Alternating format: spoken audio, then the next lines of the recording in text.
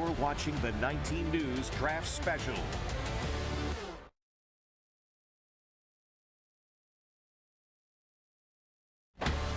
You're watching the 19 News Draft Special.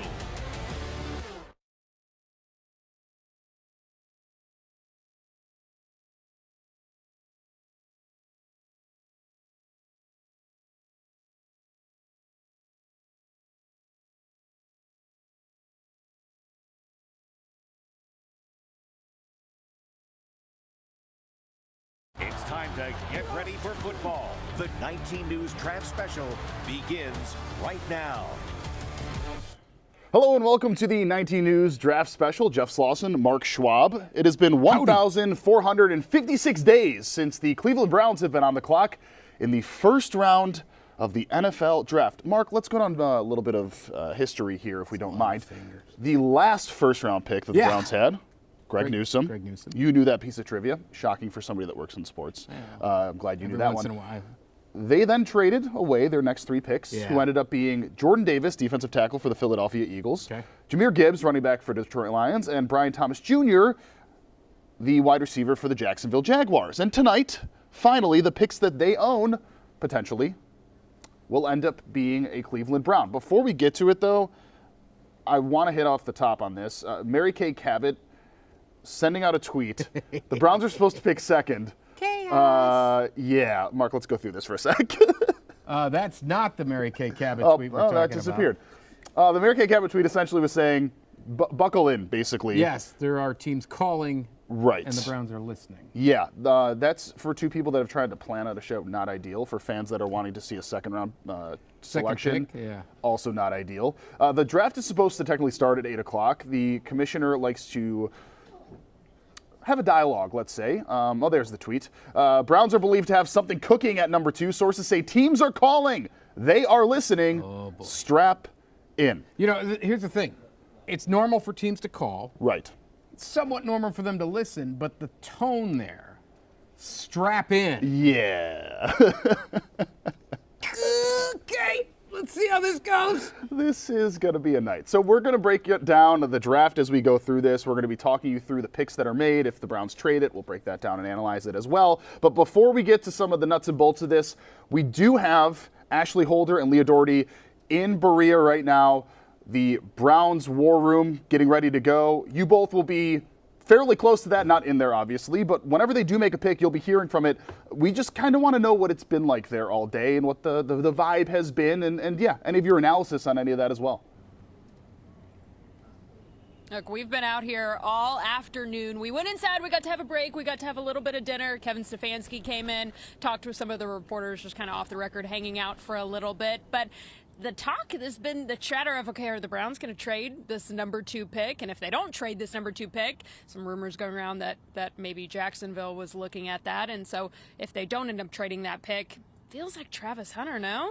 I mean, that's been the talk of the town for the last couple of days, which is interesting because you look at a couple of weeks ago, it was Abdul Carter, right? So now we've switched to a wide receiver / cornerback in Travis Hunter. And when we had a chance to hear from head coach Kevin Stefanski yesterday, I mean, he just talked about how unique this guy is, right? They call him a black unicorn, essentially, because he plays so many different positions. He does so many different roles.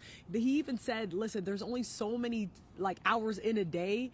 What are you going to do with all the time? He said, well, I'm a fisherman. I get up at 5 in the morning. It's not a big deal. I'll figure it out. He averaged 111 snaps this past season. So obviously the guy's ready for it. He wants to do it. He's a freak athlete. So yeah, that's where they're leading towards right now is from what we are hearing. And obviously, whoever you take at number 2, if it is Travis Hunter, you want to utilize that guy right away. You want to utilize that number 2 pick as soon as you can. But if he is a two-way guy, that takes time. You think of the learning curve for rookies that just have one position to worry about. Now you're worrying about 2 positions. It would be really interesting to see. You have to think the Browns, if they're taking Travis Hunter, they have to believe he's a two-way guy, or else is it worth it to take him at 2? Exactly. And then where does he start at? Is it cornerback, or is it going to be wide receiver? Andrew Berry said he sees him as a receiver. Exactly. First. And then maybe you put a couple of plays in there for him as a cornerback, right? So you got to really have to fill it out. And I think once he gets here, if they select him, they're going to see what he can do. They're going to put him on the field, see where he's most comfortable at, talk to him, get his expertise, see how he feels, right? Because he does matter in the equation. They can tell him to do anything, but if this is the pick, they have to talk to him about that, But what I do love is that we heard from Denzel Ward yesterday, and he said, listen, I would love to have Travis here as well as Abdul Carter, but he's not catching no balls on me. He was like, yeah, I'm not going to let that Can't slide. give That's rookies, not happening. yeah, come on. Listen, I love the honesty from Ward because he's like, yeah, no, he's good, but he's not better than me. He's not that good. He's not catching no balls on me. So I would love to see him come here, and I would love to see that battle. That's going to be the first battle I cannot wait to see. Yeah, we can sit here and make all these predictions, but you never truly know until you know. And when it comes to the Cleveland Browns, it's hard to predict what they're going to do in a draft. If we sat here and tried to predict what every team was going to do, I don't even know if we would ever make it off of this live stream. We would That's not. for sure. Before we actually let you both go, I'm so Yeah. sorry. I know we promised we were going to let you go, but Mark wants to ask you guys a question, so we're going to get to that. Well, actually, it's not even just a question. It's just kind of a note. You guys mentioned all the stuff that we've talked about with the draft. And you talked about the energy out there in the building, because there is always a vibe in these buildings. And everyone's excited, fans, media. There is also a massive sense in every fan base, media corps, and NFL building in America that let's just do this. We've been talking about this draft for 3-4 months. You know what? Let's go, because you get tired of talking, and I'm sure they're tired of the boards and the scouting. Let's go. It is time to make some picks, isn't it?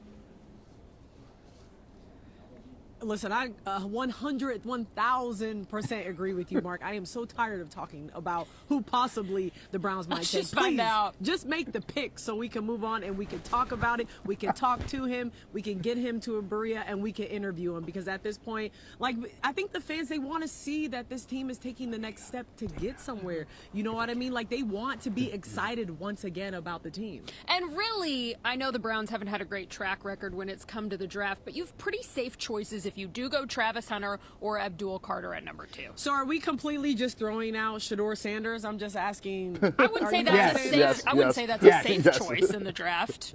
Okay, I guess they're throwing it out. Maybe they'll shake it up like they said. It's like, what did Mary Kay say? Strap in. Strap We in. could be completely wrong. I got to see if there's a coffee bar around here, because we're ready to strap in, guys, here in Berea. We had some Ladies. food, so luckily we are still surviving.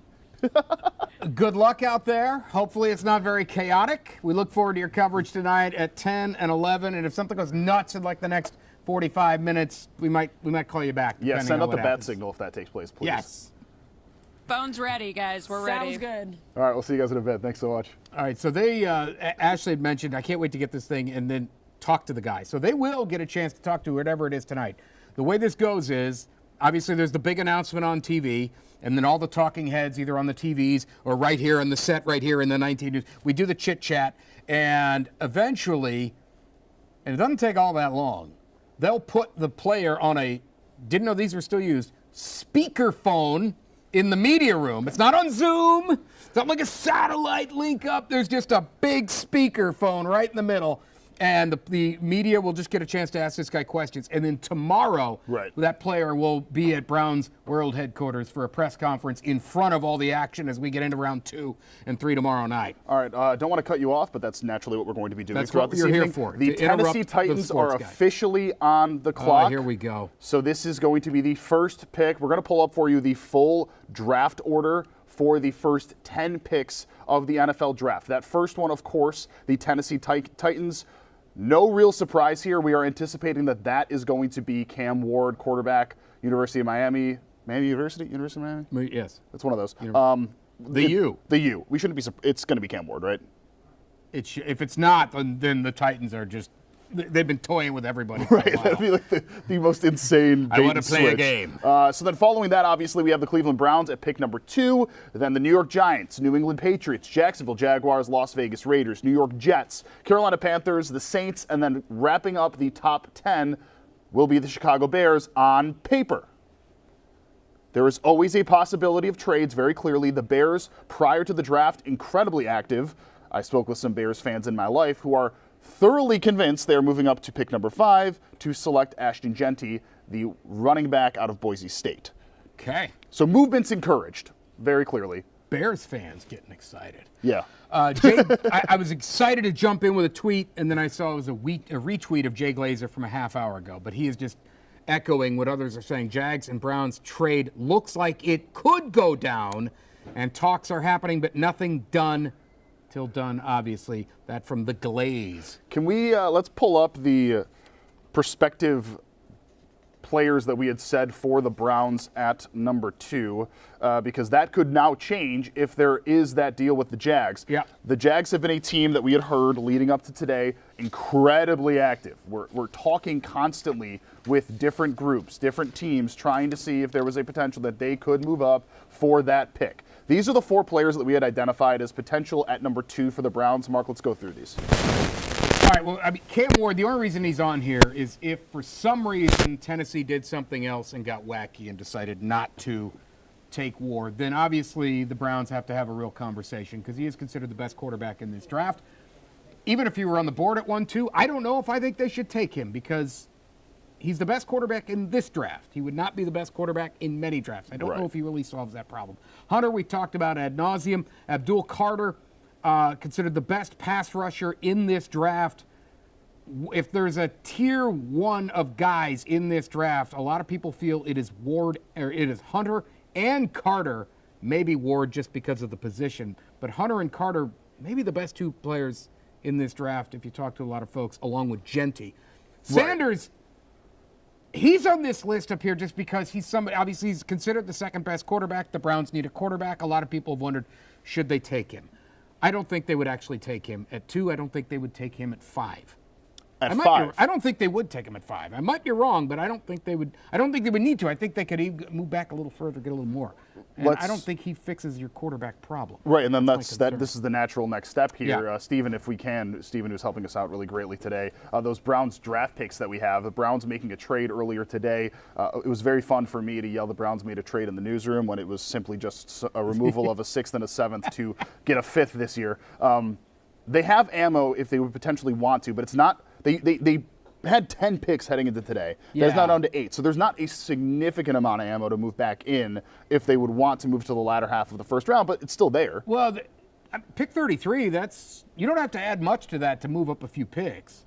If you want to jump, way high back into the middle part of the first round, then you're talking about next year's first and things like that. But, if say they make a pick at 2 or even make a pick at 5 and then you shouldn't just check out for the night because we're going to see how the board unfolds because Browns want to see who falls.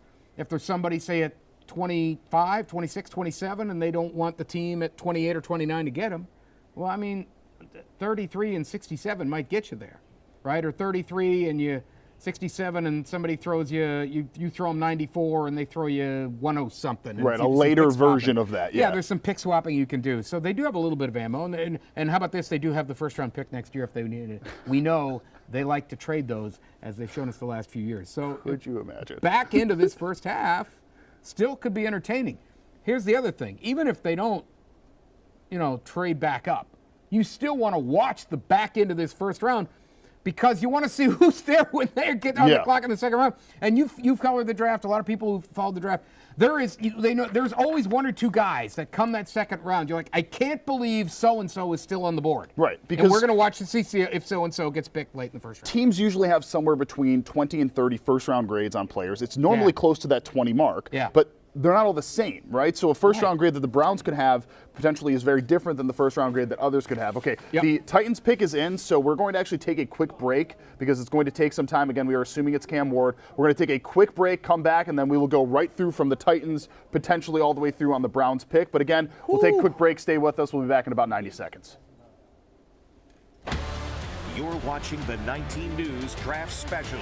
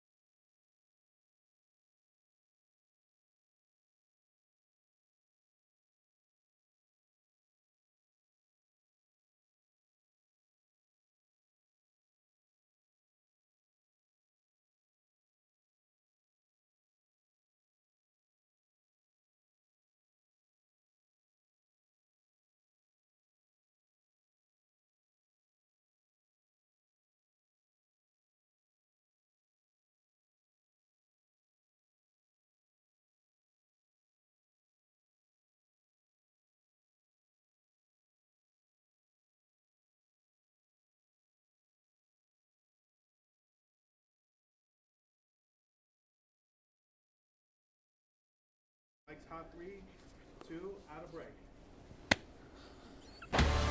You're watching the 19 News Draft Special.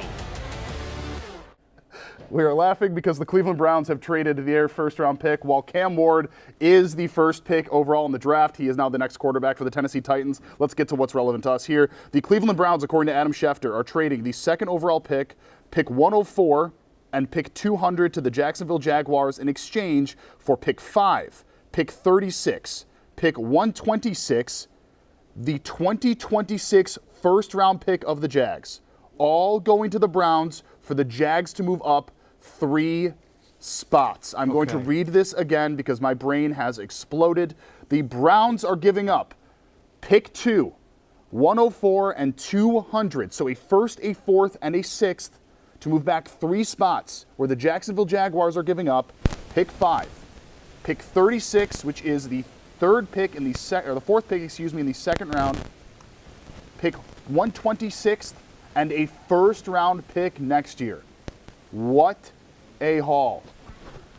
Okay, so to move back 3 spots, you pick up an extra second and a first next year. Apparently, my microphone. We might be having a little bit of mic issues. Getting a little bit of static here. Can we cover with some VO for a second there, Steven, to see if we can fix this thing so much? Can't tell if it's me or not. Just pull So we everything. talked There about we this go. possibility, obviously, a little bit earlier in the show, and it had really heated up this afternoon. What does this do for the Browns? This takes them out of play for Hunter. It probably takes them out of play for Carter. And so now you're at guys like either Jalen Walker, Mason Graham, 2 defensive linemen. Graham considered the best defensive tackle in this draft. He's a guy out of Michigan. Jalen Walker, an edge from Georgia, second best edge in the draft. Edge is pass rusher, defensive end. They've got a little crafty calling them edges. And I kind of like Ashton Genty here. Maybe Yeah. I'm nuts. Genty would be unbelievable But, if this could be the choice. So at 6 on the 6 News, we had a little time to fill, so I just did a quick thing of what would I like? What would like my best case scenario? What's my worst case scenario in this draft? My best case scenario was get an elite asset, right? Whether that's Hunter, who it doesn't sound like they're going to get, Carter, who at this point I'd be surprised if they got, because it sounds like he's going to go 3rd to New York. Genty is considered an elite asset. I'm not going to say Graham or Walker is not. I guess we don't know yet about those guys, of course. But some of these guys seem more can't miss than others. I understand the running back position, and it's a good running back draft, and the nature of it is you can get a guy about anywhere, and that is true. And I'm not saying I'm going to get up angry if they don't take Genty or whatever. I'm just saying that guy's a home run pick who looks like a really good player with 0 bust rate. So I wouldn't mind if they took him, but if they don't, we'll see. Steven, can we pull up? We have the top 10 prospects lists as per Daniel Jeremiah. If we can pull that up really quickly, then Mark, we're going to try and see if we can get your mic handled while we do that. So let's pull that up here. Let's just take a look at those. That's what Mark was talking about here with these top picks. So Travis Hunter still on the board. That is who was rumored to be going to Cleveland for a long time. That wide receiver / cornerback still on the board. Largely touted as the most talented person in this draft. Largely touted as the Shohei Ohtani of football. Abdul Carter, still on the board there. Ashton Genty, as Mark mentioned, still on the board there. Mason Graham, defensive tackle, still on the board there. The Jags have been very closely linked to Genty for quite some time. They have currently Travis Etienne in place. They took him in the first round a couple of years ago, but he has not turned out the way that they want him to. He missed his entire rookie season, came back, played some pretty good ball. Those of us that play fantasy football, you very much so understand that. But they haven't really gotten what they needed. It would be quite the comeback of the running back if Genty is taken number 2 overall. I want to read again what the Browns got here. The Browns received the 5th overall pick, an additional 2nd, an additional 4th, and 2026, another first-round pick. So next year, the Cleveland Browns will go into the 2026 season with a 2nd first. That is an unbelievable haul to move back 5 places, potentially 3 places. 3 places, excuse me, potentially to just get the player that they could have gotten at 2. There's a chance of that. But again, like that's, I'm just going to be honest here, Mark. That is way more than I thought it would be. I know a year from now we're going to be having a whole lot of fun talking about this draft because anytime yeah. you have multiple firsts, it's a good time. And I'll tell you what, having 2 seconds, especially 2 high in the second round, we're still going to have a lot to talk about here tonight as the first round unfolds and we see who falls into that second round. Or, if the Browns want to come back up into the later first round, obviously very well positioned now with 33 and 36. 36, right? Yeah, okay. It sounds like this from Glazer, Jay Glazer. Jaguars made the trade with the Browns to move up. He said Jags wanted to make sure Ward went 1. It sounds like that would make more sense if the Browns wanted to make sure Ward. Right. All right, but then he says this. The parameters of this deal were actually worked out between the two teams a while ago. Whoa. Now, I don't know what a while ago is. That could be a couple of days. That could be a week or two. Hey, if Ward's gone, we'll do this, but we like Ward if he's still there, that kind of thing. Mark, what does this do? Can we talk about the second round pick thing? What does this do to get back into the first round now? Because you mentioned that now they have a lot of ammo to do that. They have 33 and 36. Yeah, you could. You don't need to. I mean, you could put those two together to move up. But you don't need to now. No, you don't have to. I mean, if you only want to move up a couple of spots, you could give up a 2 and a 3, right? You could give up maybe a 2 and a maybe even a 4 if somebody just really wants out of the pick. And it depends on how high you're trying to go up. If you're trying to go from 33 to 31 or something like that to get ahead of somebody.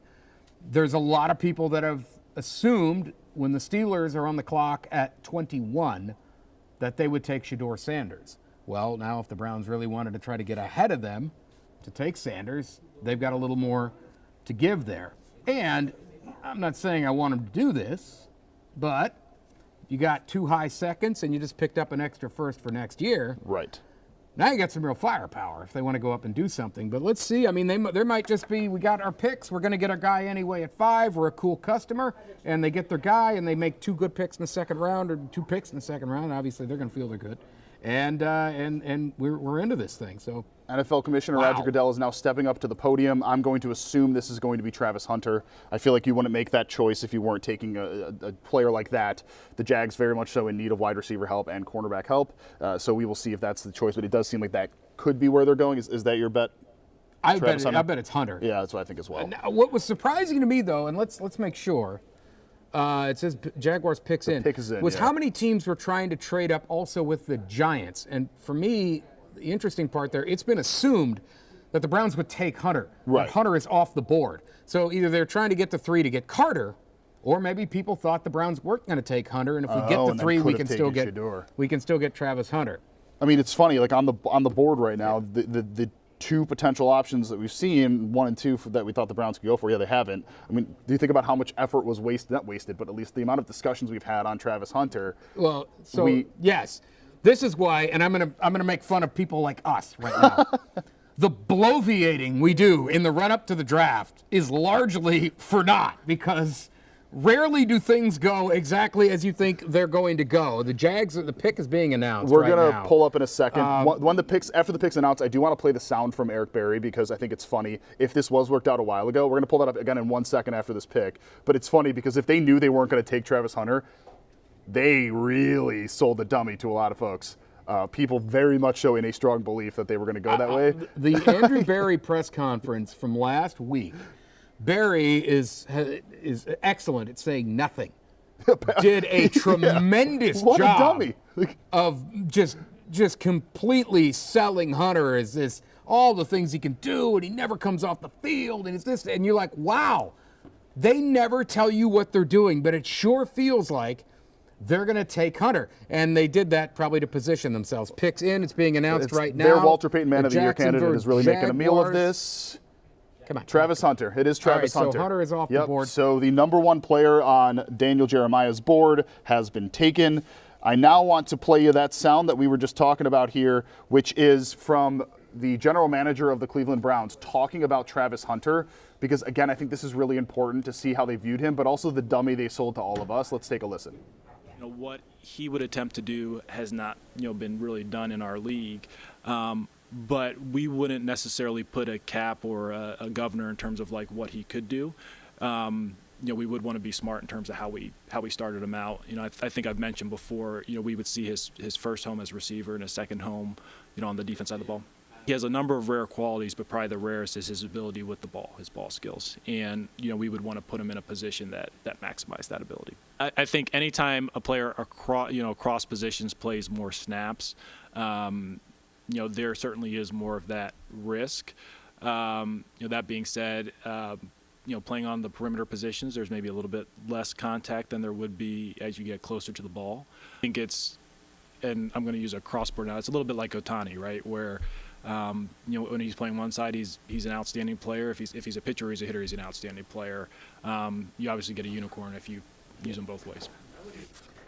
And you are looking live right now from Berea. That is the Cleveland Browns press room where, if or when they make a draft pick, you will hear from them first right here on the 19 News Draft Special. Or, of course, if we head into our 19 News newscast, you will see it there. But again, we are there. We're on the ground in Berea. Ashley Holder, Leah Doherty. They will bring us the latest from Berea if/when the Browns make a pick. If/when. So I got a great tweet here, and other people are wondering this. I'll shout out Scott Carlson. He's our assistant news director and a big sports fan, Browns fan, said, chances Browns trade it down again. I think pretty good with Chicago.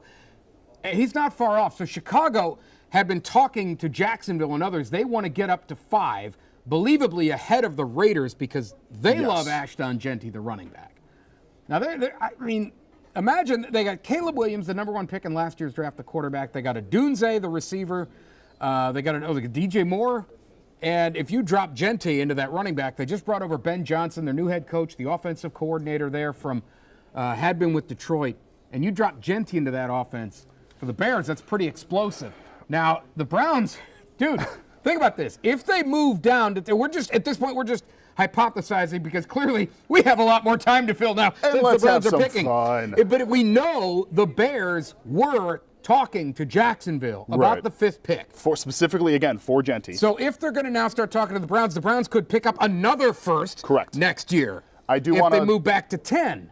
Don't want to cut you off, but Peter Schrager, formerly with NFL Network, now with ESPN, saying that the Browns have a lot of pieces to add and are looking to move back. He says, and I quote, the Browns may not be done trading back.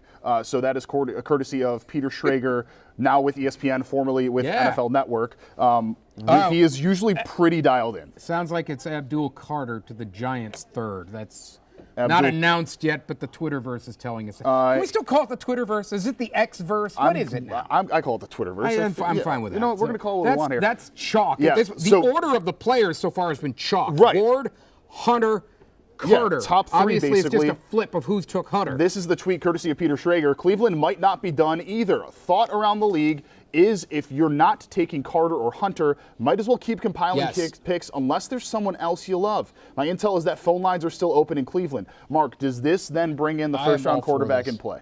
The what? The first-round quarterback in play. Potentially taking Shedeur if you move back into the teens. I still don't want him to take Shedeur at 10. All right, go back to what I mentioned. When I said this earlier, we were talking about at 6. I said, what do I love? Then what do I want them to do? And what do I don't want them to do tonight? And my don't want them to do was trade back and make your first selection of the night being Shedeur Sanders. However, I'll throw this out there. If they keep trading back and stockpile like 4 firsts for next year, I can get by with Shedeur at that point. At that point, I'm going to be all right with that. But they're up to 2, and there's no reason to believe at this point they can't add more firsts to the 2026 draft at this point. Before we go to a break, What do we got? we're going to go to a break before we get the Giants pick. I do think it's important to point out the Cleveland Browns draft party has Journey playing, and they were supposed to be playing up into the Browns pick. They might not stop. Dude, they got a long list. They've been around a long time. They literally might have to play until tomorrow. Are they paid by the hour or just for the gig? How does the flat rate work for Journey? We got to figure this out. Got a lot longer if they move back again. We're going to have more waffling to come in a short break. We'll take a quick 90-second break. We'll see you guys back after that. Here we come, a waffling. It's just don't stop believing for 8 hours. The 19 News Draft Special.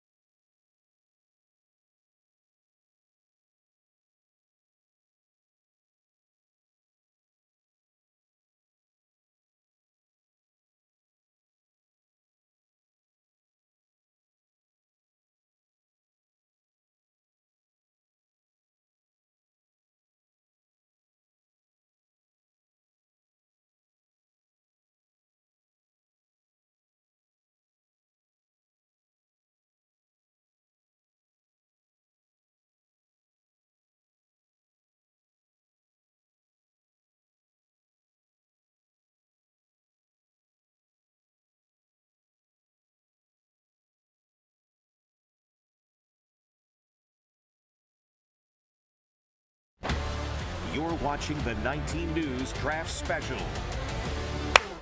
Welcome back to the 19 News Draft Special. Jeff Slauson, Mark Schwab. A total crazy night that's already unfolding as the Cleveland Browns have traded back from number 2 to number 5. Probably going to continue. What a day, what a year, what a life. What a night. What a night. The New York Giants officially have made their selection. Abdul Carter, largely touted as the best in the draft, at least the best defensive end edge player. He will now be a New York Giant. They are solidifying their defensive front. Mark, what you got? So, yeah, now your top 2 defensive prospects, Hunter and Carter, are off the board. Yep. And at this point, for me, if you don't want Genty at 5, I'm all for them trading down again. Agreed. Multiple people now reporting, the insider types, that the Browns are talking with other teams about trading back again.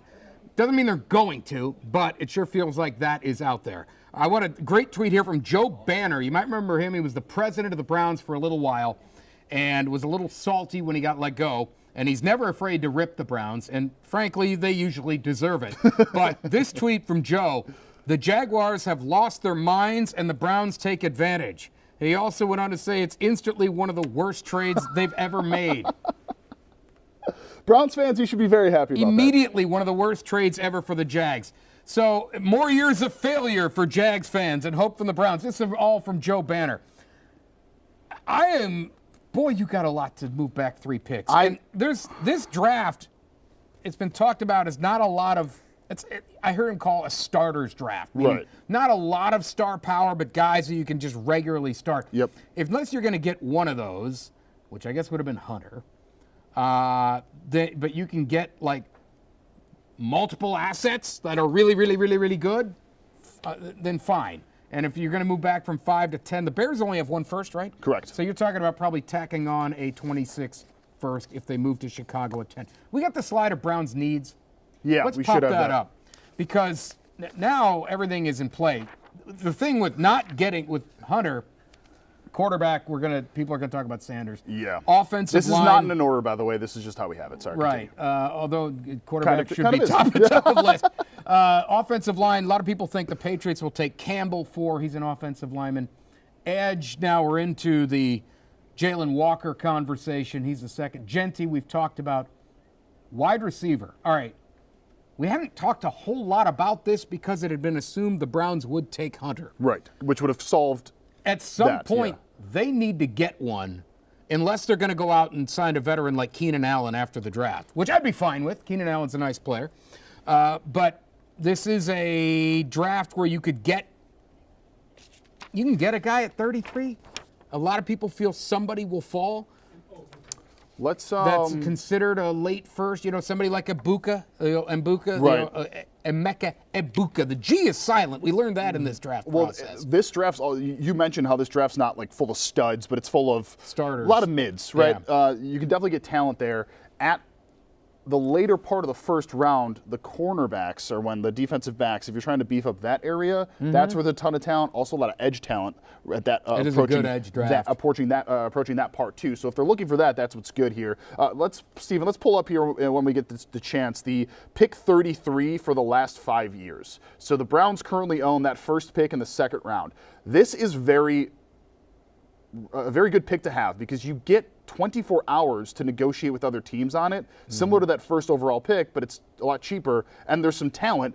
I'm going to put that in quotes because Will Levis was one of those picks, and Billy Jeans isn't necessarily the guy not you very want. good. Yeah, and there's a reason why Tennessee took a quarterback today. Keon Coleman of the Buffalo Bills, still yet to be determined, but still good for a second-round pick. Logan Hall plays significant time. Tyson Campbell played significant time. And then T. Higgins, don't need to say more about that. So there is talent, Mark, to be found there. Yeah, and the other thing is, like, these are who the guys picked. What we don't have up here because we only have so much room. Exactly. Is the other players who are available that they could have taken because they're Right. It gives you an idea of what kind of guy you're looking at. I mentioned it was a good edge draft. This is off Dane Brugler. Dane is a talent evaluator for The Athletic, and he puts out a draft guide. He does a 7-round mock at one point. He does this huge draft guide. He calls it the Beast. Just on his top 100 prospects, there are 4 edges in the top 10 overall prospects. 6 edges in the top 22. Again, edge is defensive end. It's now what the kids call pass rushers, right? Because sometimes there's a bit of positionless football being played now, whether you're an end or a linebacker or whatever. So if you wanted an edge, that addresses a need. You can get that. I know they have Garrett, but that's really all they have. Their defensive line, I do think, is still a need for them because after Garrett, they don't really have any star power there. The Patriots pick, by the way, is in, so the Browns are now back on the clock. Oh, here we go. The party continues. So we're still at a break as far as the actual draft goes. I want to recap the picks, actually. So the Tennessee Titans took Cam Ward at number 1 overall. Travis Hunter went 2nd overall to the Jacksonville Jaguars in a trade back with the Cleveland Browns. Abdul Carter, defensive end out of Penn State, went 3rd overall to the New York Giants. The players themselves, Mark mentioned this, went the way that they were foretold.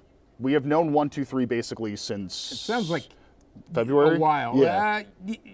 Maybe March. But the last few weeks for sure.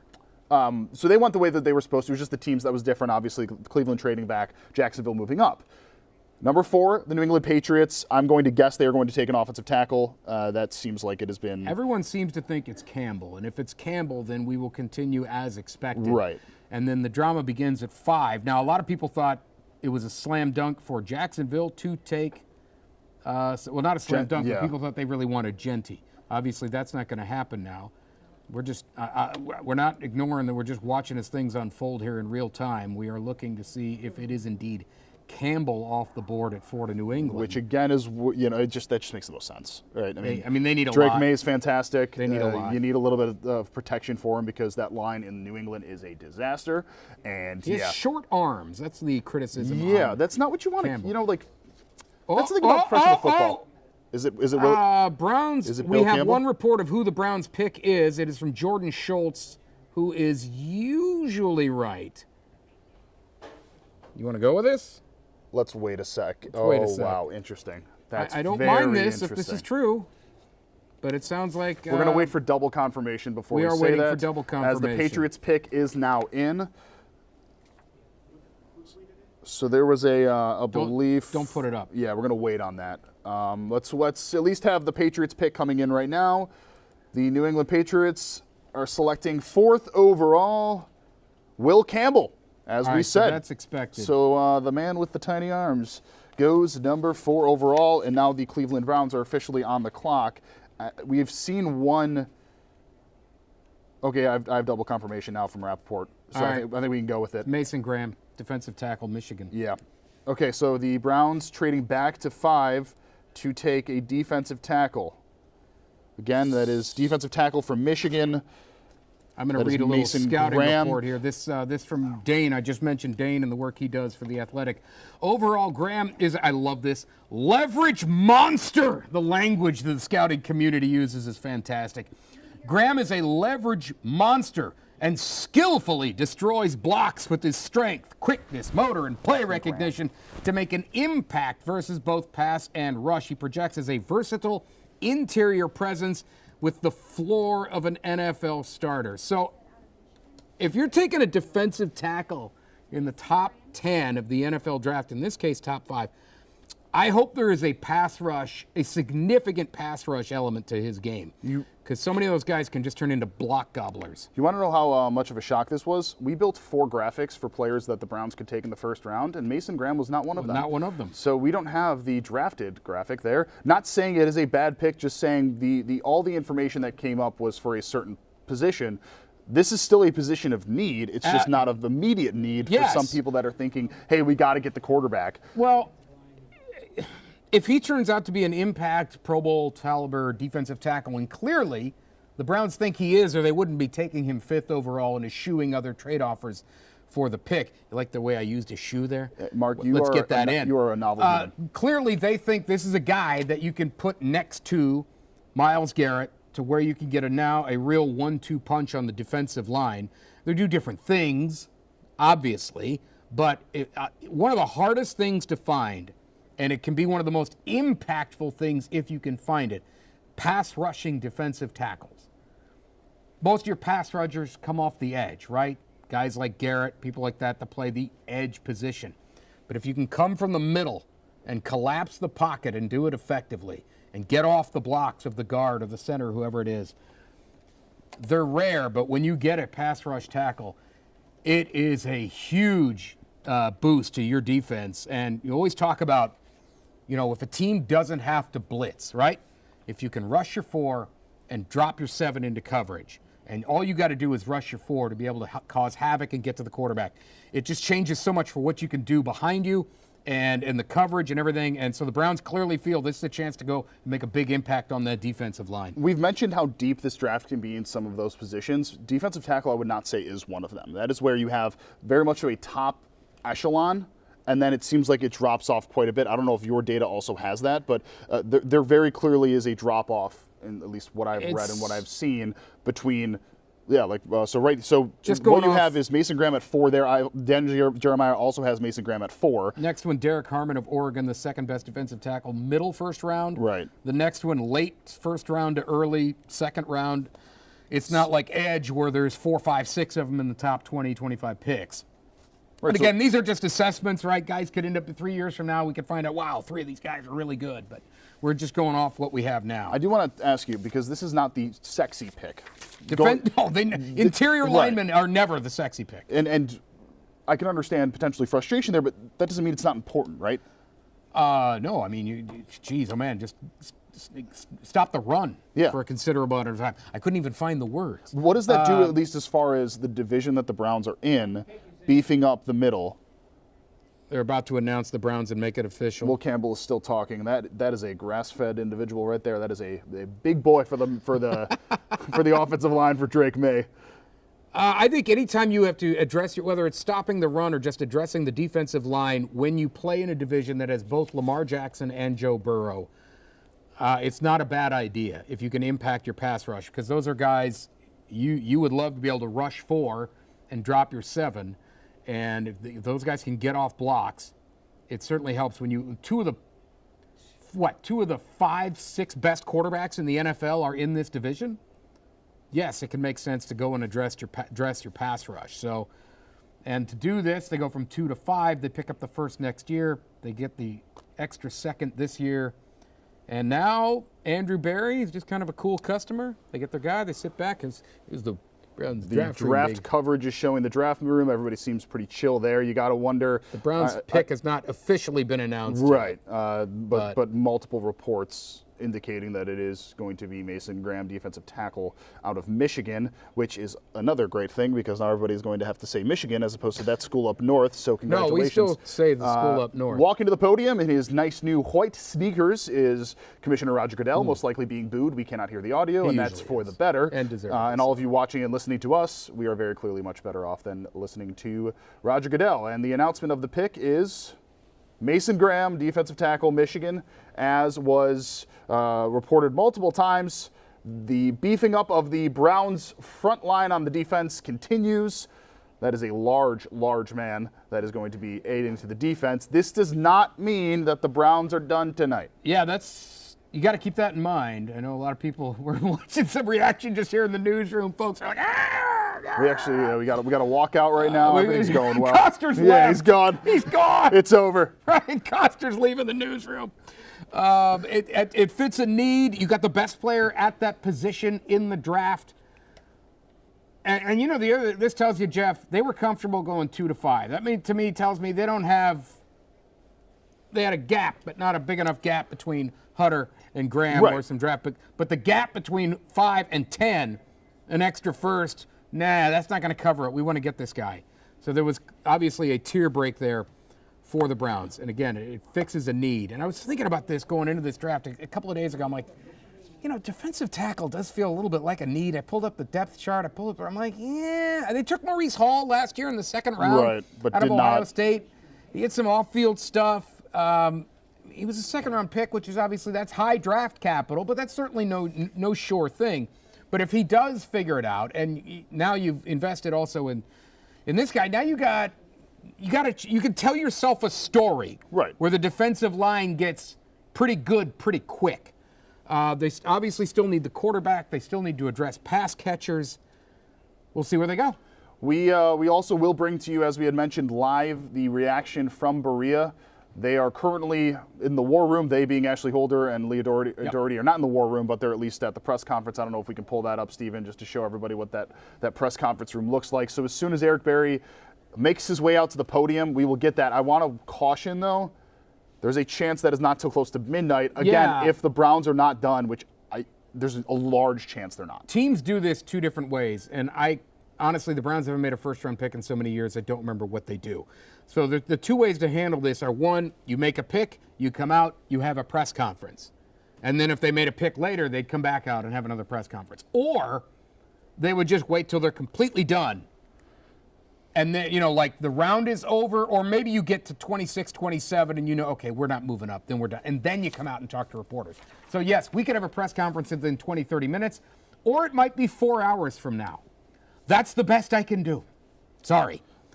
Ian Rappaport is now saying that the Browns had the option to trade out of number 5, as we previously said. They stuck with the top defensive lineman in the draft. He is now on the stage. He is talking to the reporters that are there right now. But you're not going to make that decision if you are not feeling incredibly confident in that, and you're not feeling incredibly confident in the player that you're getting. The fans that are there seem to be pretty excited here with this. We are also going to be potentially learning who will be taken at number 6. We both assume that is... We've learned Genty to the Raiders. Ashton Genty, okay, who we both were going to assume, I'm guessing. That is the top running back in this draft. All of the sincere McCormick fantasy football shares going up in shreds. We've got a lot of time to talk about that because Mark and I both love our fantasy football. Everyone in America loves fantasy football. That's half the fun. And the fit was just so perfect with the Bears, I'm annoyed. Okay? Genty to the Bears was perfect. So it is Genty to the Raiders. Raiders. Here, right to the camera. Look at me. It was perfect. By the way, some people have been critical of the Browns for not taking Shedeur Sanders. And when I mean like not considering him at 2, clearly not taking him at 5. The Raiders, I know they got Geno Smith, but that's good for how long? And he's not even that good. You could say they need a guy. They didn't take him either. The Giants didn't take him either. This isn't just the Browns. This is a bit of a league perception that this guy was not worth a very high draft pick. So obviously the Patriots weren't going to take him, but let's recap the first round and then let's take a quick break here. So want to recap the top 5 picks now of the NFL draft. Tennessee Titans taking Cam Ward, quarterback out of Miami. Then the Browns trading back with Jacksonville. Jacksonville moving up to take Travis Hunter. Abdul Carter going 3rd to the Giants. 4th, Will Campbell to the New England Patriots. And then the Browns taking Mason Graham. Commissioner Roger Goodell now stepping up to the podium, so we'll actually wait for this pick to go official. Then we will take that break where he is expected to announce, as he just did, Ashton Genty out of Boise State had a phenomenal senior season. Senior? Junior? Last season. I believe he was a junior. Junior, phenomenal junior season. Finished as the runner-up in the Heisman Trophy voting. Fantastic. Thank you, Stephen. Finished runner-up in the Heisman voting. What was that? Oh, okay. We're going to go live right now to Eric Berry with the Cleveland Browns general Andrew manager. Berry. Or Andrew Berry, excuse me. Andrew Berry. I've been saying it wrong all night. Who's Eric Berry? You all just give me a thumbs up when you're ready. So I apologize for saying that wrong all night. My brain is mush. That's a quick reaction, Mark. That was fast. Get him down there. So we're still up, yeah. Okay. So we'll vamp until they. I'm gonna read a tweet. This from. Go for it. Roll. All right. Who's back there? All right. Real excited to use the 5th overall pick on Mason Graham. He is a DNA match for our defense. Disruptive, interior penetrator. I think he can really affect, the pocket from inside. High motor player, really physical, really tough. We thought he was one of the more dominant trench prospects in this year's class. I'll address obviously the trade. We just felt like it was a fantastic opportunity for our organization to move down 3 spots, still get a top-notch prospect in the trenches, adding a pick, in what we view as really the sweet spot for this year's draft class, and then adding a first-round pick next year, in a class that, quite frankly, we think will be a bit stronger in the first 30 picks. So we just felt like over both in the short term and over a multi-year time horizon, it was a fit, for what we wanted to do with the team and what we wanted to do with the roster. And, we're excited to add Mason. We're excited to add the extra draft resources both this year and next. And with that, I'll open it up for questions. Did you go into tonight targeting Mason Graham to lead this round with Mason Graham? I wouldn't say that we necessarily targeted an individual player, Tony. There are a number of players that we liked at the top of the draft, and we spent a lot of time with each of them. Mason would be among that group. We think he's one of the premier linemen in this draft on either side of the ball, and we were excited to have the opportunity to select him. Andrew, when you talked to Jacksonville or anyone else, how mandatory was getting next year's one? So, I think that for any trade, it depends on how far back you're going, realistically. For this one, that was a huge part. It was, it would have been a non-starter for anyone without getting a future one to move back, because these picks, these resources are so valuable. Andrew, when you look at the way this played out, to end up with not only 5 but 33 and 36 so close together this year, and then those first rounders next year back to back. Can this be transformational for your football team over these 2 seasons? I think we certainly hope that's the case, Mary Kay. But we also have to make good on the players that we do select. And that's not just the selection or the acquisition process, but that's the development process as well. But we're excited about it because we look at it as as we sit here today, we'll have 5 picks in the top 100, 3 of those in the top 36, and then really over a 2-year time span, we'll have 5 top 36 picks and probably 6 top 50 picks. So that's quite an opportunity for us, to add young players to the roster or to use those resources, whether it's for veteran player or generate other resources over the next 24 months. Andrew, is there any What made you say grab over a player? You had such an impact on us. Yeah, so Jeff, we've always long believed that we want to be elite in the trenches. The big guys, they go early and they're hard to acquire and they're hard to find. There are a lot of great players that we liked at the top of the draft, and I kind of joked with our internal crew, especially as we got to meet the prospects and their families, that I wish I had multiple top 5 picks because they're not only good players but they're great people, and Ashton would certainly be among them. Andrew, you really just gushed about Travis last week. Unicorn, Otani, all that stuff. Is there any concern that you just traded a chance to get a great player that is very unique, even though you do get these other picks? Terry, I think that we obviously had strong affinity for Travis. No different than we had strong affinity for a number of players at the top. I think the thing for us there are a lot of good players in every class, and as much as we liked Travis or Abdul or Ashton, Jeff, whoever that may be, the opportunity still to get a premier prospect and add significantly to our resources, which gives us added flexibility to build the team. We felt like it was an opportunity that made sense. Just to follow up, do you also view this as a chance you're still recouping picks from the last few years that you gave away? Yeah, I wouldn't really tie it to that. This is really more of an independent decision to move back 3 spots and to get pick number 36 in this draft and a future one, while also getting a top player in the trenches. We thought that was just an excellent outcome for us in terms of using the resource of the number 2 pick. We're going to go Ashley, then Cam, then Tony. Am I supposed to follow the mic? Okay, I got it. I guess Andrew's kind of going off of Terry's question, but you talk about the chance to add more high talented prospects. What do you say then to people that are oh, well, they passed up on, such guys who could be transformational this year to bet on next year, sort of? Yeah, actually, I think that there's probably more than, 1 or 2 top prospects in the draft.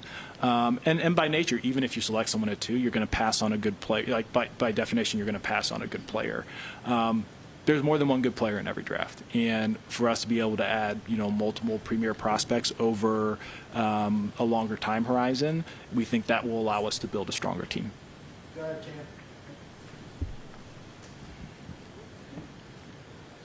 Kevin recently told me that he saw value in a lot of guys in the later rounds of the draft too. Where do you now sit with that, and who's left for you guys, especially on the offensive side of the ball, that you guys might take this year?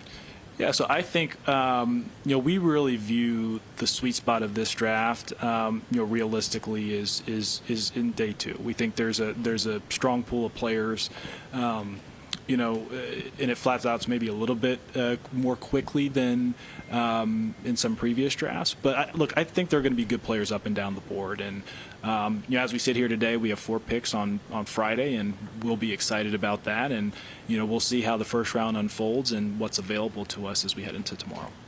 Andrew, do you and Jim Schwartz believe that Mason Graham is a better complement to Myles Garrett than Abdul Carter? I wouldn't necessarily. I mean, look, we'd love to have both of them, Tony. Just to be candid, the reason we like Mason is because he has the ability to be an excellent pass rusher from the interior, and that's really, really hard to find. It's a premium skill set now in the NFL. Those guys, they make a lot of money, and they very rarely become available. In terms of Abdul, whether the pass rush comes from the edge or the interior, preferably both, it doesn't matter to us, but we'll always take pass rushers.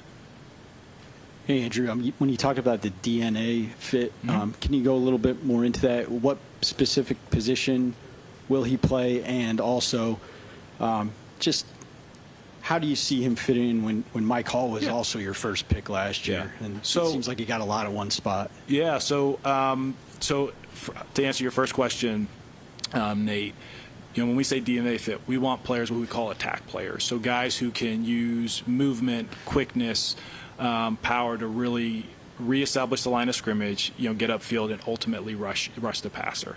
The D-line, they're the engine of our defense, and their job is really just to mess things up at the line of scrimmage. It's to attack and disrupt, and that's a perfect fit for both Mason's physical skill set as well as his competitive personality. In terms of positionally, we don't. In an ideal world, we're not really distinguishing our defensive tackles in our system. Sometimes we'll play left and right. I know some teams will say, hey, nose tackle or 3-tech. We really just want very similar defensive tackles. We feel like the best way to get mismatches in the NFL is to have interior pass rushing defensive linemen, because they're just a lot harder to protect against, slide to, than your edge guys. And so we're part of the reason we're so excited is to have Mike and Mason, 2 guys that we think will legitimately affect the quarterback, and if they get singled up because Myles is commanding those slides, they can really make offenses pay. And then the last thing I'd say is, we really want to be 6 to 8 deep across the defensive line, because we play our guys like they're like hockey lines, right? So we really shuffle them in and out because we demand so much of them running to the ball, getting off the ball, that you can't play with that intensity for 90% of the snaps per the game. Andrew, with this quarterback class not necessarily being the strongest one in recent memory, and next year is supposed to be stronger, now that you've got 2 first-round picks, are you guys poised to potentially be in a really good position to get that spot next year? Yeah, I think that's a possibility, Mary Kay, but I also say that we're pretty early in the weekend, so I don't know how the rest of the draft is going to unfold. There's talent across positions, including the quarterback position, and we just really have to see kind of how our next, I'm trying to remember how many picks we have, Peter, but next 7 or 8 picks, whatever it is, unfold throughout the weekend. Andrew, along those lines, you said you guys watched quarterback classes 2 years at a time. How much of this trade has something to do with what you saw in that class? I'd say it's maybe tangentially related, but even with that, quite frankly, unless we were going to take a quarterback there, it's a trade we probably would have done regardless. Andrew, would you say the goal going into today was to trade out a number 2, first of all? I don't know that was the goal, as I put it more broadly as using number 2 to make the maximum impact on the team. And can you say if Hunter would have been the pick at number 2? That's going to have to go to my grave. How long was this debated before this? Yeah, so I'd say this, James and I, we discussed this for probably the better part of 2 weeks. Obviously, we didn't, finalize it until we were on the clock tonight. Actually, it's obviously the first deal I've done with James, but I respect him a lot because he was great to work with, and not often do you work on a big deal and it doesn't like necessarily leak immediately. So like knowing that he's actually a pretty good trade partner, he deserves a ton of credit for being a partner and bringing this to fruition. Andrew, obviously a lot still has to play out tonight, but given some of the capital you added, do you feel there's still some advantageous opportunities to potentially move back into the first round before the night's over? Would never say never.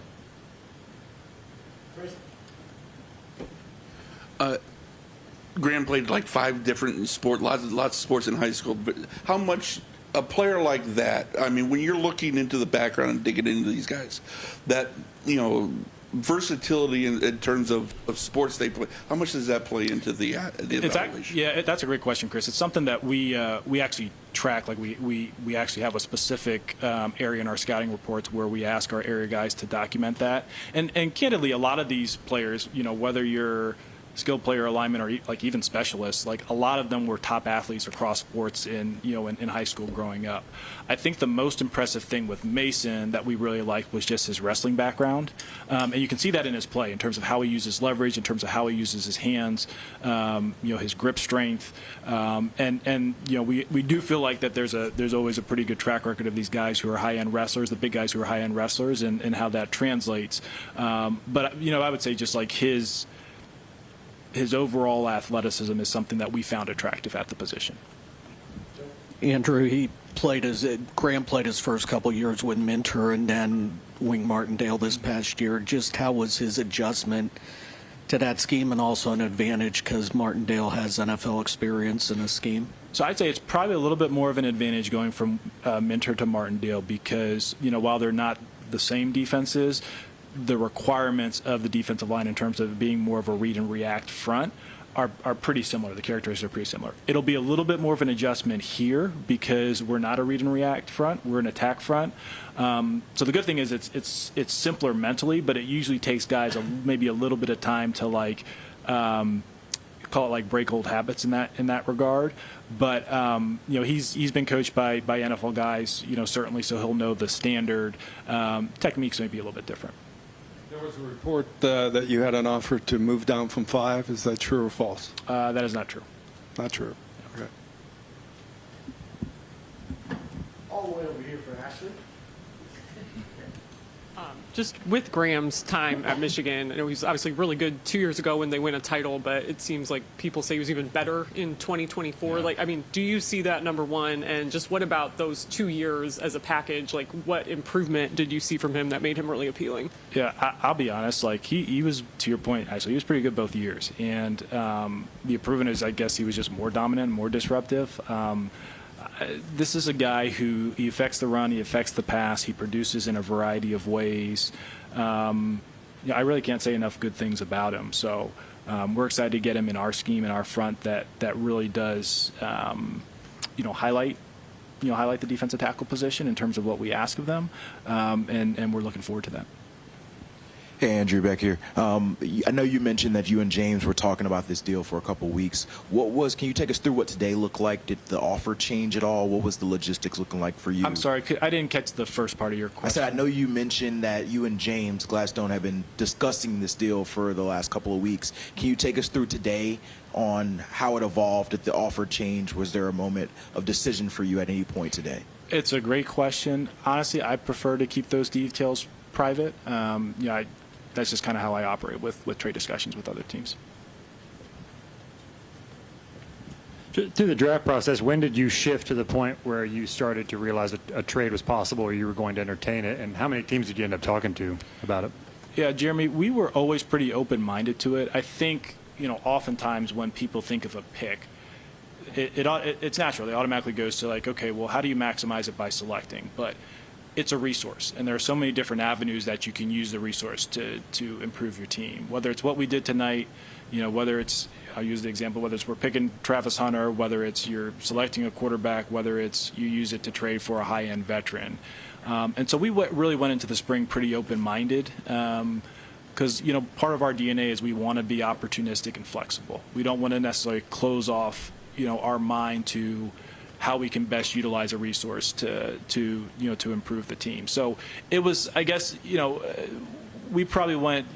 our process probably went a little bit in parallel as we thought through, as we gained more information about the players and we thought through how we would actually use the pick, and ultimately it came down to like, okay, well, what would we potentially get offered? Who's going to be on the board? What's our assessment of those prospects? And then, given those prospects, how big of an impact can they have on the team in the long term? Relative to what we could have in a trade package. Andrew, I know you just made the pick, but have you heard from Myles Garrett at all?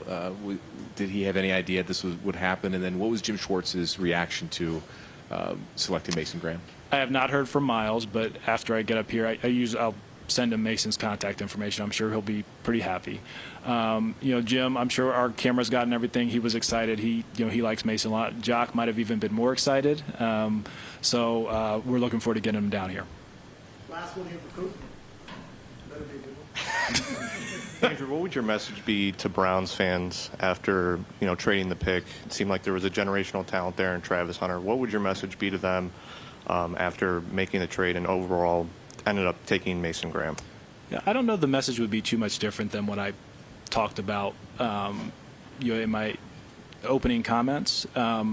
Look, we're always going to make the decisions that we think can maximize the team or give us the opportunity to maximize the team. And we're really excited for what we view as an elite trench prospect in Mason Graham. And in addition to that, to get another top 40 pick this year and a future one.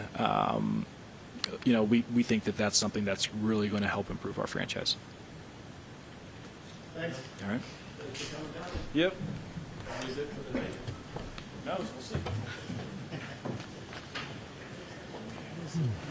Are we back? We are back. Jeff Slauson here with Mark Schwab. A couple of things from this, Mark.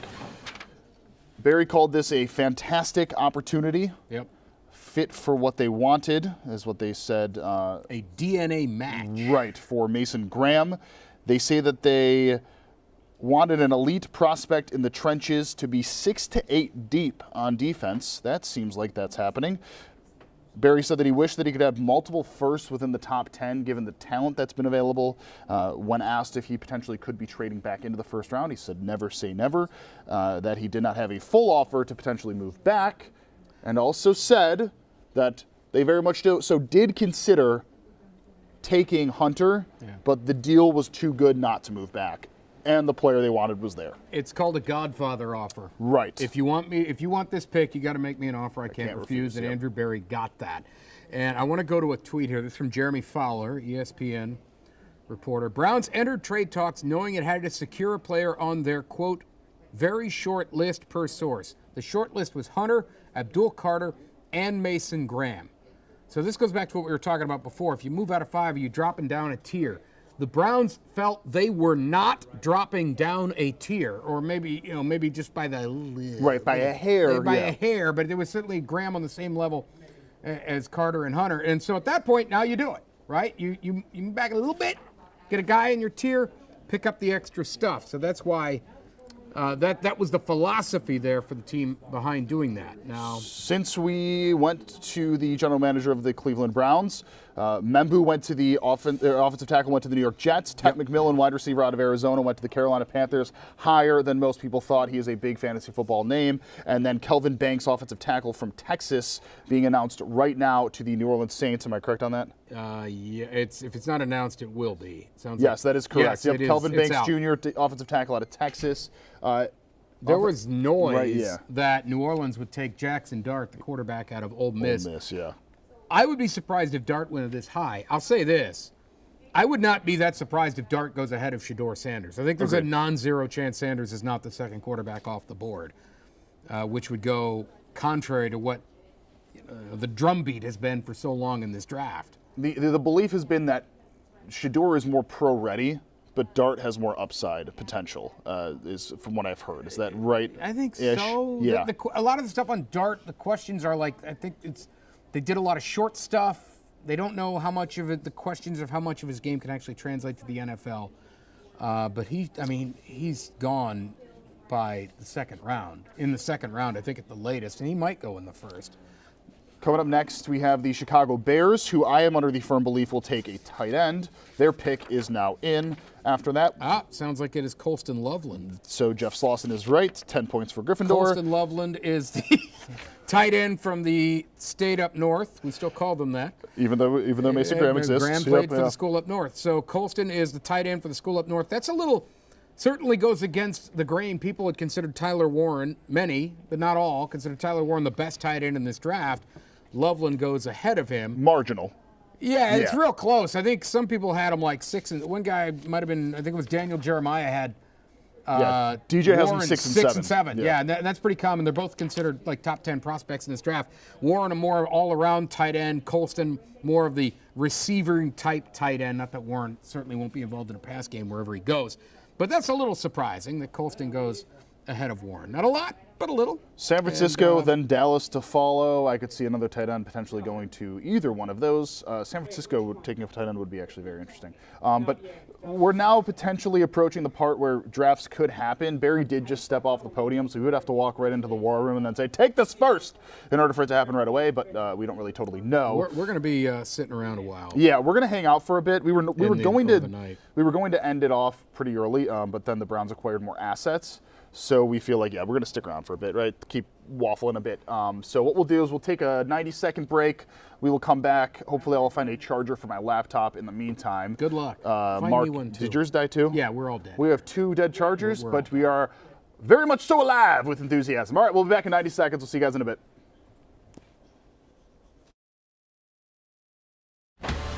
You're watching the 19 News Draft Special.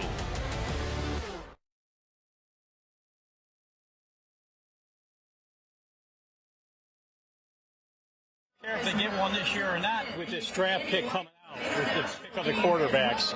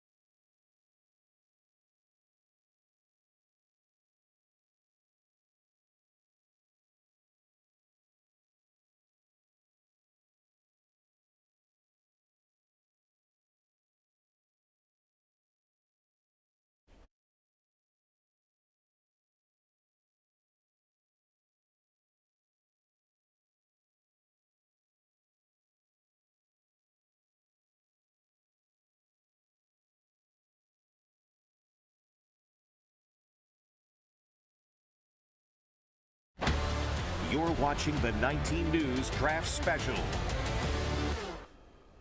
Welcome back to the 19 News Draft Special. Jeff Slauson, Mark Schwab. Laptops potentially charged, but most likely not. We are going to be sticking with you for a little bit, so you are stuck hearing us continue to blather on about the Cleveland Browns and the NFL Draft. Mark, can we go through something really quickly? Yeah. First of all, great to see you. Great to have you. Good to be seen. We Better have to be seen than viewed. a list of second-round quarterbacks taken since 2017. Steven, do you have that readily available, sir? Oh, yeah, we were here talking we to go. Steven, Telemundo and News Extraordinaire. Thank you so much, Steven. Okay, so these are the second-round quarterbacks that have been taken since 2017. Let's start from the bottom because it's more fun.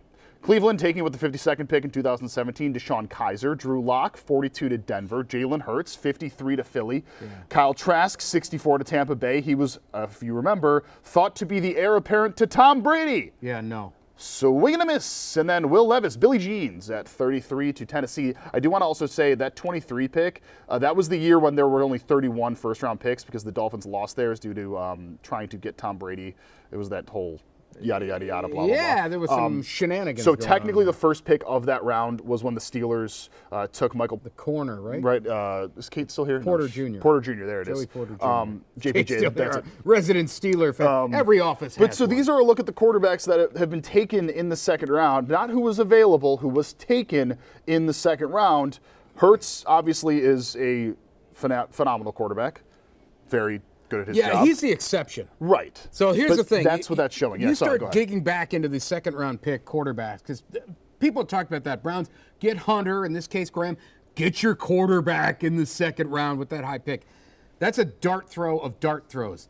We popped up the 5 there. The only one that's any good is Hurts, and clearly he's been exceptional. You have to keep going back. David Carr was the next decent quarterback, good quarterback. He's had good years.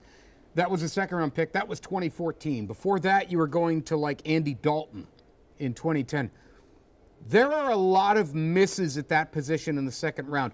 Part of that, obviously, there are just misses in general in the second round. I get that. But if quarterbacks are considered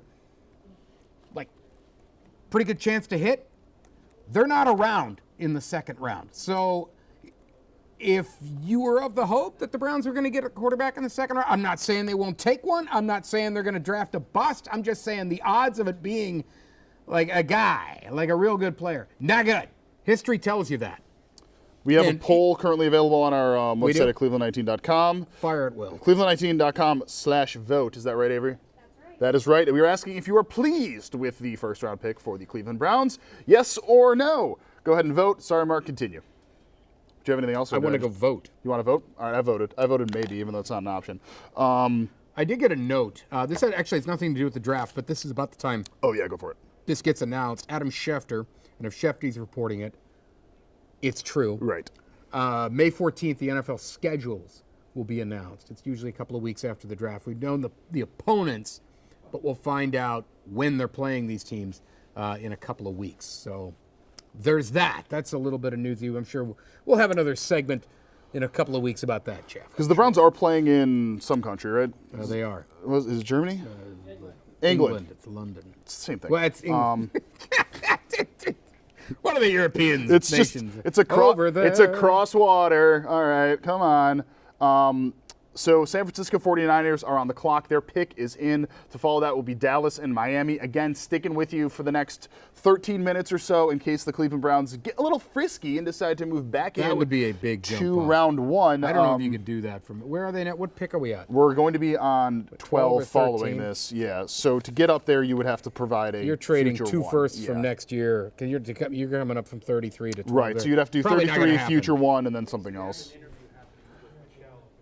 Oh, let's go to, we have Michelle Nix, who is currently in the at Huntington Bank Field talking to fans. Let's take a listen. What did you think of the Browns pick? I love it because I'm a Michigan guy. Mason Graham's been a great guy to watch for 4 years at Michigan, and glad to see him become a Brown. Wish the Bears had got him. Do you think it's a position they needed? Yeah, I think they needed some help inside. It's good, and he's the best player on the board at the time, so why not go for go get that talent? Oh, thank you very much. Yep. Hi, what's your name and where are you from? I'm Matt from Bowling Green, Ohio. What did you think of the Browns pick? I mean, it's hard to pass on the best player in the draft in Travis Hunter, but I think it's a good consolation prize to getting Mason Graham at 5 and all those picks back in return. Okay. Who else do you hope they pick during this draft? Man, Jalen Miller at 33. He's a stud out of Alabama. We got to get that quarterback position locked up. Okay. Awesome. Absolutely. I like that there was a guy in a Bears jersey. All right. What are you doing there, guy? You know, he's getting his Colston Lovely He picked a jersey. C City and was like, I guess this is the same thing, right? So that guy mentioned the second-round quarterback that we just talked about. Milroe is, and we talked about Jackson Daugherty, might go late first, might be second. Milroe is probably going to be a second-round pick. He's one of these guys. We're not talking about him if he's not extremely athletic, and it's whether or not he can put things together, you know, as far as a passer goes. But he is, compared to like Lamar Jackson type of athleticism. What I've heard from Milroe is that he would step in as the number one mobile quarterback in the NFL the day he puts on cleats. The number one mobile quarterback, which would be tremendous if quarterbacks had nothing to do with passing. Right. Yeah, like, do you think passing is important for a quarterback? Well, is it the should question. be, right. because if you can't pass, that's Like, if why you Andrew. need to That's throw the why. ball. But Daniel Jones is a colt because throwing the ball is important, and they took Anthony Richardson a couple of years ago. I'm just continuing to scroll. There is a rumor there is another news. trade, but I don't know who yet. All right, where are we at on there? This is my favorite day of the year. I want to be very Michael clear Williams. on that. Is it Michael or Michael?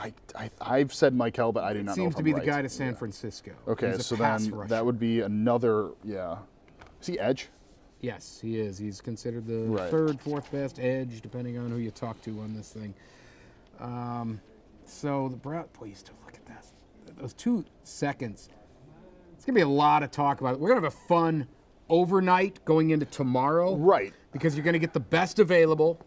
We'll get the new mock drafts, right? If there's the second round mock, and the Browns Oh, are the gonna second have- round mocks are always fun. There's always guys that fall that you're going to say, wow, I can't believe that guy's still there. Now, a lot of times they fall for a reason. 36 is a very interesting pick. That is a very interesting pick because 33 we've talked about ad nauseum about why that could be so important, but 36 is the one that could potentially be the chip, but also could be one that if teams want to move up for a player. I mentioned cornerback. The cornerback run is expected to happen late first, early second. That's a sweet spot. Yeah. That's a place that if potentially the Browns wanted to move back, they could. Or if hypothetically the Browns take a quarterback at 33, that could start another quarterback run. That could make 36 more valuable as well.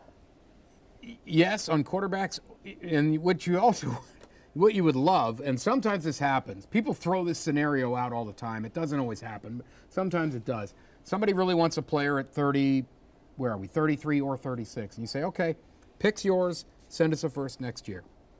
Yeah. And it's a straight, send us a first next year, this is a second, we're not picking up anything extra this year, just give us the number 1 next year. And that would be another way they could pick up a third first in 2026. And by the way, 2026 is going to have guys like Arch Manning. Yep.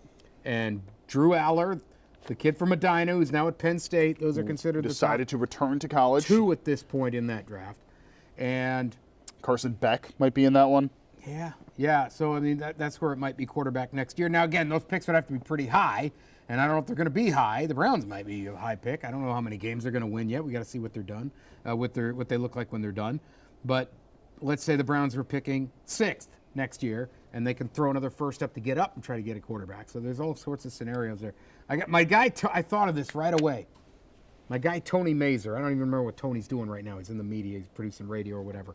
But he's reflecting on the last time the Browns traded back in the first round and then took a defensive tackle. And they passed on Julio Jones and drafted Phil Taylor. We're not going to talk about that. I'm laughing at the... well, I just talked about it, but we're not going to talk about it laughter that anymore. is taking place on our assignment desk from our resident grouch, Brian Coster, who is just elated that another big guy is coming to Cleveland as opposed to potentially another position. Remember to vote on our poll. That is cleveland19.com/vote. If you are pleased, They're yes just or no. announcing the Niners pick. This break took The 8 49ers hours. have been on the clock for like an hour. The pick's been in since Mark and I sat up here, basically. What are we doing? Let's go. The Browns had the number 2 overall pick when this one started. Oh, yeah, there's the poll right there. Yeah, so vote yes or no. Love to hear your thoughts there. Are you happy with the Browns' first-round pick? Now, notice the phrasing. It's not first-round pick. It's the entirety of their right. action in the first round. We're talking about maximizing the capital of the second pick, turning it into Graham and an extra second and an extra first. When you look at it in that light, are you happy with what they did? Not necessarily are you happy with the selection of Graham at 5. 2 different questions. I think it's pretty hard to be upset about moving back 3 spots, picking up a whole other first and another second this year. The only way that could blow up in their face if Hunter is a star player and Graham doesn't work out and they don't do anything with the extra picks, then it doesn't work out. But as you sit here tonight, it's hard not to look at that and think, okay, the Browns didn't do bad there. If Hunter becomes the Shohei Ohtani of football, that is a tough pill to swallow. That just is. It is, unless. But if he becomes Browns, not that. You know, here's the other thing. It's not just if the guy you didn't take turns into a star. It's what did you do with what you got in return. The last time the Browns had the second pick was a year they also traded. I think it was 2016. It was the Wentz draft. And Carson Wentz went second. Obviously, the Eagles went up to get him. Right. The Browns traded back. And at first, they took an enormous amount of heat because of how good Wentz was early. And then it started to come unraveled for him, and people would be like, oh, boy, the Browns are smart to get. No. No, the Browns got like I'm not kidding. It was like 15 draft picks because they kept moving down and doing all this maneuvering. They got like 10, 12 picks. Every single player they got was actually worse than Carson Wentz. So I would say the Browns still did not do well. However, let's say Wentz is a star player. But the Browns went ahead that year and took Jalen Ramsey or Ezekiel Elliott. At least you got a good player, right? I if really Hunter thought you were turns going to into a give star, something good there. if Hunter turns into a star, but the Browns also get good players back, it's easier to live with. Oh, that's funny. The Cowboys are taking Alabama guard Tyler Booker. That's first guard off the. That's first guard. That's a shot for the Bengals, who are picking at 17. That's a need for them. I'm sure he was on their board, and he is now off their board. So our first interior offensive lineman, to go at 12, that's actually pretty high for a guard. Right.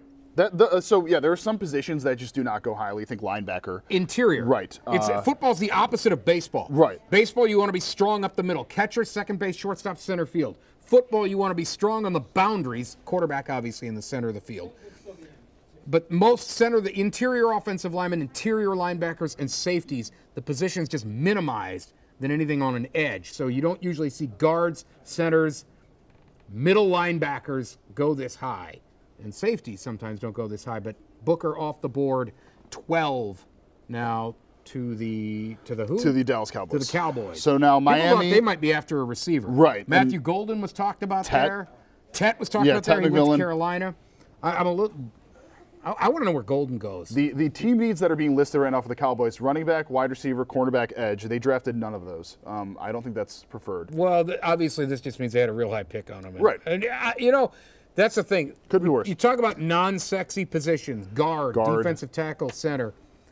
If they're really good, like you feel like, no, this player absolutely has to be. You take him because those positions. At some point, somebody's going to bull rush you up the middle.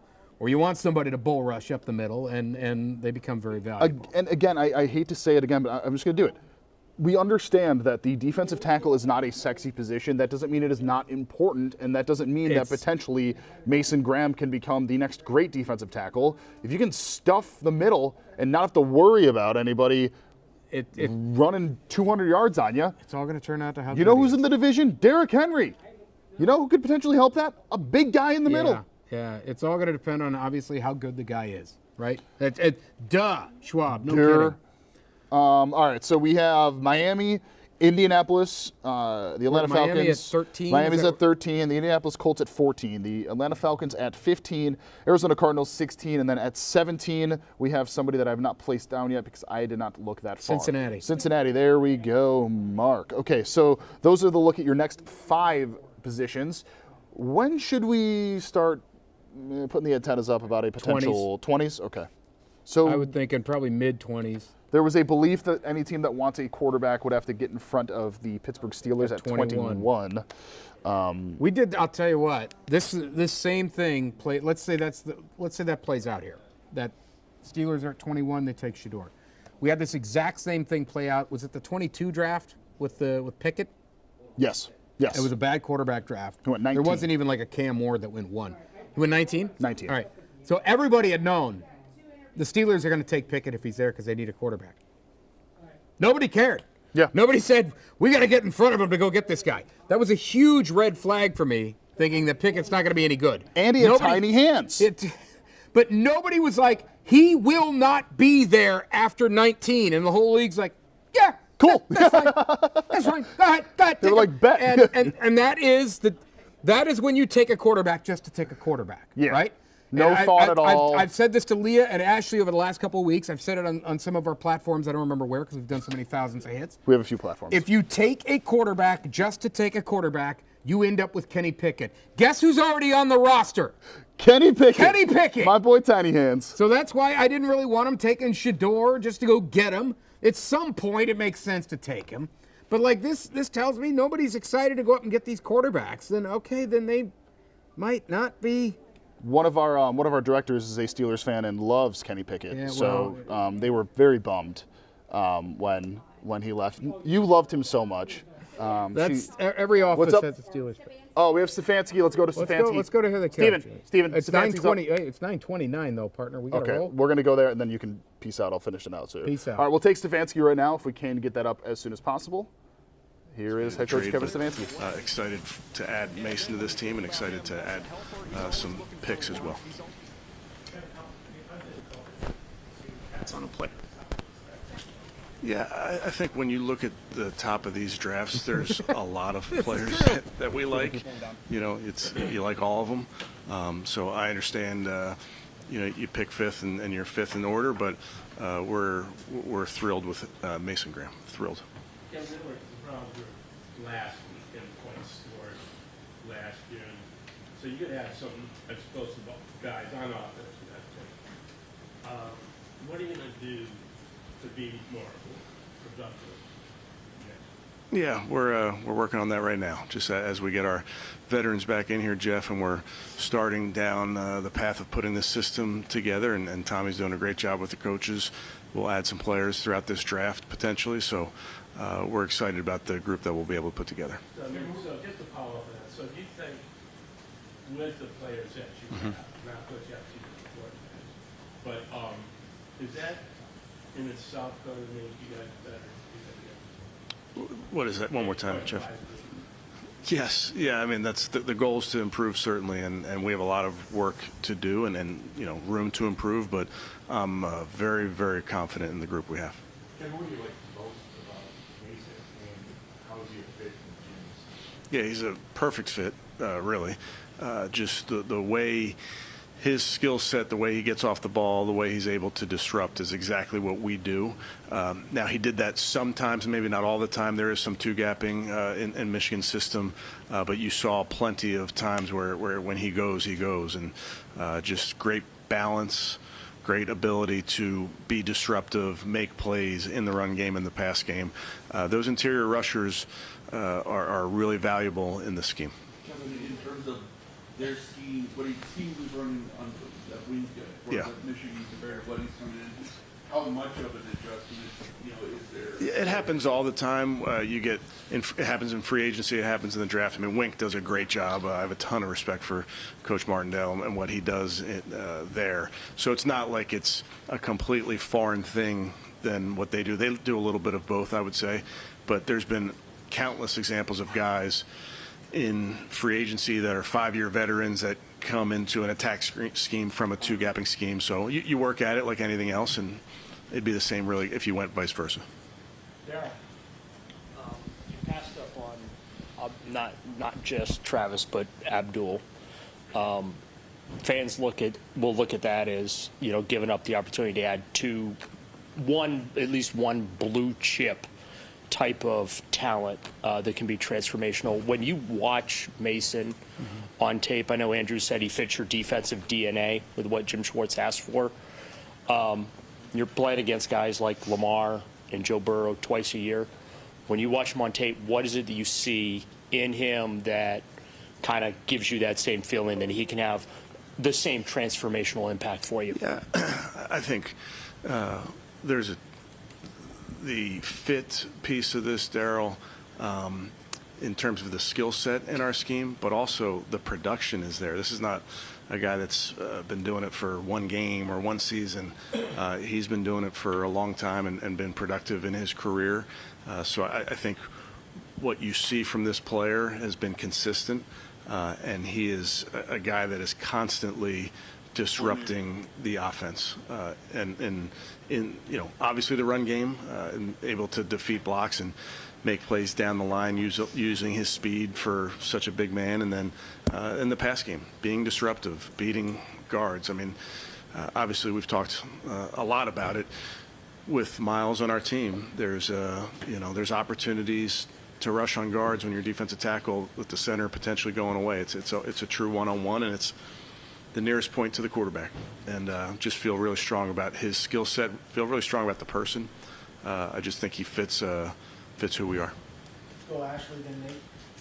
With Mason, Kevin, it just seems like everyone always brings up the wrestling background and the leverage and things like that. Like, how much does that just pop on his film, and how unique does that make him in the scheme of this D-line class? Yeah, as coaches, you love when guys near the ball have that background, because you're so often having to work through contact and stay balanced. So I do think there's a very advantageous part of being on that wrestling mat and then taking it to the football field, because you know how to lean, you know how to get on one leg and transfer power to the other. So I think that's a really big part of it, and something he's used. You can see it on tape, him using that background.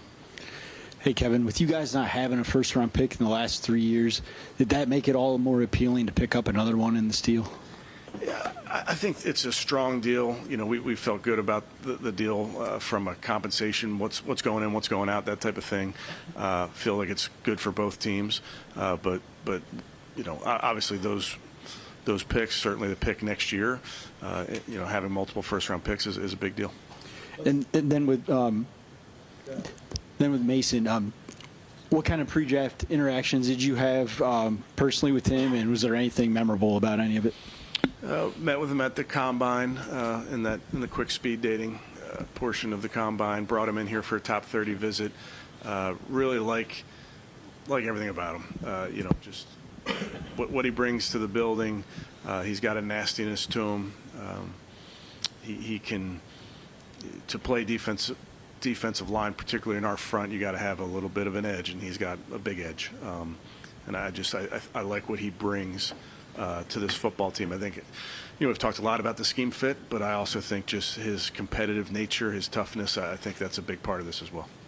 Joe and then Cam. Kevin, you talked about players coming from a two-gap to an attack scheme. Mm-hmm. Is it better for a young player, getting them younger, to come into that maybe? Probably. I think Coach Schwartz could definitely speak to this. He's had a lot of guys in his past that, just like you said, were in the league for 5 years, and then he got to them and worked hard in that scheme. And it's no secret how you just have to get on the grass and work at it. So there's plenty of glimpses on tape with Mason, though, that show you very clearly that has the ability to play attack scheme. You've been mentioning the importance of the player, too. You talked about Mason's competitiveness, but what else about him as the person made him such a fit, because that was so important to you guys in the selection? Yeah, I think, Cam, you do so much work on these guys. You find out damn near everything about them, and you talk to their high school coaches and their position coaches, and you just get a really well-rounded picture of the person, how they've been raised, what their work ethic is like, and then you get to spend time with them. You get to get a feel for the person, and I just know that his makeup fits our culture. Tony? Okay. Yes, you're Tony. 3 years ago, did Adrian Clowney said, the guy who can complement a good pass rusher on the edge is the defensive tackle next to him, more so than the other edge guy. Do you or Schwartz agree? I don't remember JD saying that. I do. I mean, listen, you could talk yourself into as many good players and put them all over the formation as you can. I can definitely speak to an offensive coach's perspective. It is difficult when you have an outside guy and an inside guy. There are times that you're going to want them on the same side. There are plenty of times you're going to want them opposite each other for obvious reasons. You know, Miles, we've talked about this ad nauseum. He gets a lot of attention, and it comes in the form of chips. It comes in the form of slides. That opens up one-on-ones for other players, whether it's an outside player or an inside player. Now, as we've all seen, plenty of teams put two tight ends on both sides and can chip both sides. So there's certainly ways to try to slow down interior players. I think you see more often with the chip help that people give and certainly devote to Miles and outside players. The interior players can get that quicker win, puts them in the lap of the quarterback. Jimmy? Kevin, about the interior rush being so valuable in this scheme. Seems like that position is around evolution in this scheme. How has it evolved 21st century? So just interior players in the attack scheme. Man, I wish Coach Schwartz was up here for a history lesson. You know, he's had some great ones. We were just up there talking about his Bills defensive line, you know, with, I guess it was Mario Williams, Hughes, Marcel Darius, Kyle Williams inside. I mean, those were four guys that could win by themselves, but they really had an outside and inside presence. But this scheme and how Coach Schwartz coaches it and what we demand of our guys up front is really to be the engine, of course, but also to mess things up, mess stuff up. Other words are sometimes used. And that's what this defensive line is charged to do. And I think that's why when you watch Mason's tape, you see so many examples of that where it's very easy to translate that player into our scheme. Anyone else? Thank you. Cool. Thanks, guys. Cool. Alrighty, Jeff Slauson back here alone. Mark Schwab preparing now for our nightly newscast starting at 10 o'clock over on Cleveland Zone 43, which we will see all of you at in about 20 minutes. We do want to push to that poll one last time here for those that want to participate. That is cleveland19.com/vote. We have the latest numbers available, which show right now, are you happy with the Browns' first round? Again, we want to stress this is not just the pick. It is the first round in general, so you take into account getting the second pick for the first round pick for next year, trading to get pick 36, 126, and another first, and a majority say no at 70%, with only 30% saying, yeah, I'm pretty happy with the Browns' first round pick. I'm currently looking through some of the interviews that our Michelle Nix has courtesy or from the Browns watch party, and not pleased people. That's my hair. That looks fantastic. People are not thrilled at the moment, let me just say. This has been very much so an anticipated pick with that second overall selection. Many were hoping it could be a transformational player, and a defensive tackle is not where a lot of people think they are. All right, it is 9:41. We are going to wrap up our coverage here on our digital platforms because we need to get prepared for our nightly newscast starting over at 10 o'clock again on Cleveland Zone. I want to thank Steven Hernandez, Avery, our digital director Avery. I want to thank myself and Mark Schwab for all of the work we did, Ashley Holder, Leah Doherty, everybody who participated in making sure that this would work out so swimmingly. Going for almost 2 hours there, breaking down the latest in the draft. Again, the Cleveland Browns trading back to the 5th overall pick and then drafting with that defensive tackle Mason Graham out of the University of Michigan. We will have much more to come on all of our digital platforms and on air. Again, 10 o'clock Cleveland Zone. That is when our 10 o'clock newscast will kick off. We'll see everybody coming up in 20 minutes. Thank you so much for watching.